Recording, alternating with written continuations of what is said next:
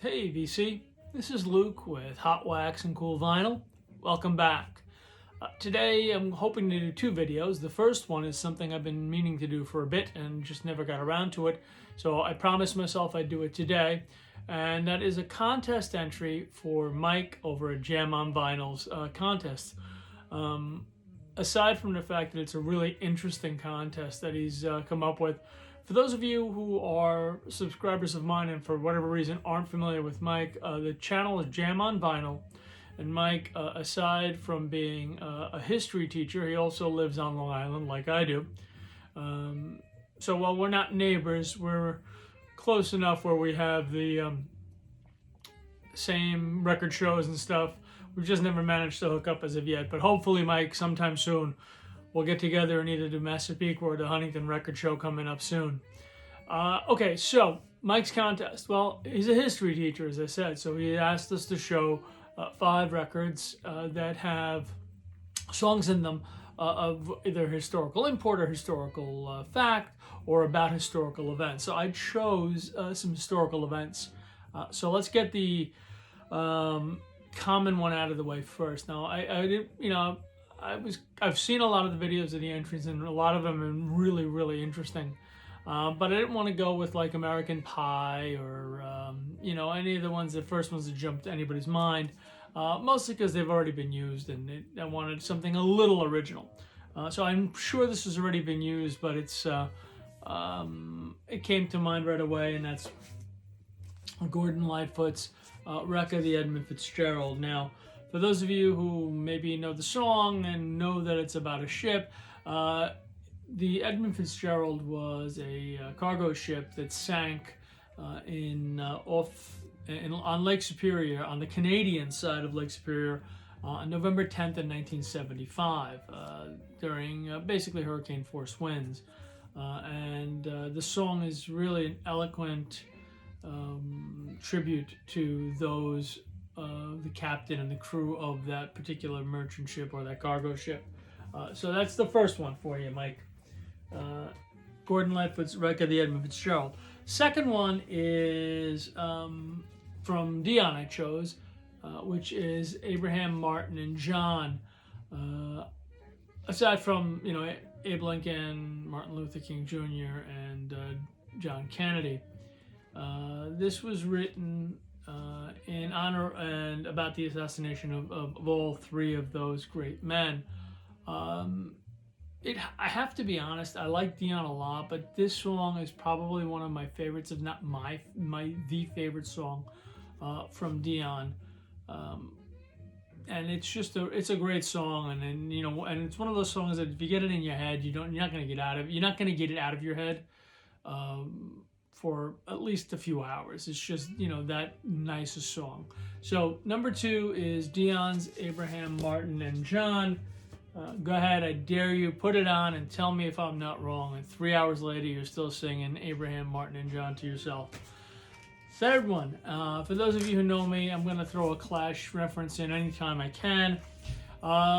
Spanish Bombs. Spanish Bombs is actually twofold.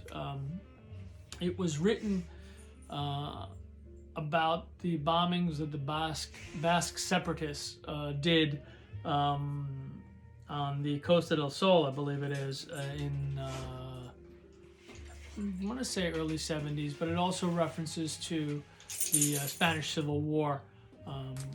So Clash's Spanish Bombs off the London Calling album, perhaps the single most important album in my collection. Next, Saxon's Dallas 1 p.m. off the album Strong Arm of the Law. For those of you who aren't familiar with Saxon, they're a German metal band. I was introduced to them originally when I was living in Europe in 1982, latter part of 81 through 1983. Long story short, Saxon is a German metal band. They wrote a song called Dallas 1 p.m., and it's about the assassination of John Fitzgerald Kennedy. So the fourth one is Saxon's Dallas 1 p.m., great metal song, as far as metal bands are concerned, Saxon's a little underrated, only because they don't get a lot of airplay here in the States, but I like them quite a bit. And in conclusion, the one that's probably the most obscure off the album Katy Lied by Steely Dan is the song Black Friday. Now, Black Friday in this particular instance refers to the Black Friday in September of 1869, September 24th to be precise, of 1869. And what transpired on that day, you say? Well, on that particular day, then President Ulysses S. Grant flooded the market with gold.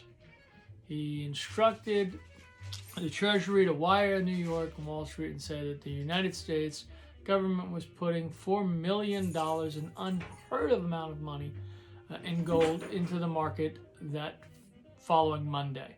And they did so because up until then there were two, I think it was two, possibly more, but let's say two main characters who were trying desperately to corner the gold market, and they had done so. The United States had been taken off the gold market during the Civil War, and they were, obviously the greenbacks, the currency at the time was being backboned by the gold that we had in our treasury. And Ulysses Grant was trying to buy back all the greenbacks he could. And these two gentlemen decided they were going to corner the gold market by buying as much as they could in hopes that, not in hopes, they had orchestrated with Ulysses S. Grant's son-in-law or brother-in-law.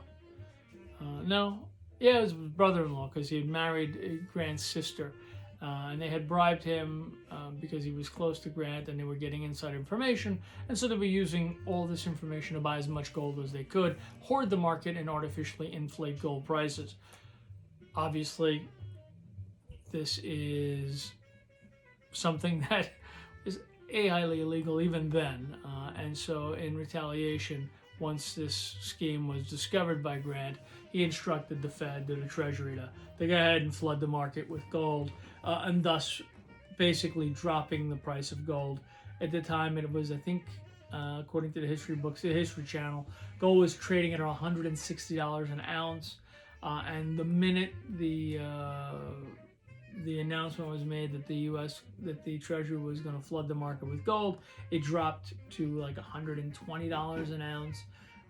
Stock market plunged 20%. It bankrupted a substantial amount of a large quantity of Wall Street firms at the time, and individual investors were in many cases devastated. So that's what the song Black Friday is about off the album Katy Lied. So Mike, I know you're a history teacher. I hope that this at least kept you entertained, if not necessarily educated, because I don't wish to do that. I don't think I'd be able to, let's put it that way. But at least there's a couple of nuggets there that maybe you can share with your kids. So hopefully you enjoyed the video. I look forward to seeing more of your stuff, and hopefully with this year, you and I'll be able to get together at least once, maybe hit the Belmore Flea or something, and go see if we can find some records. All right, man. Cheers all. Speak to you soon.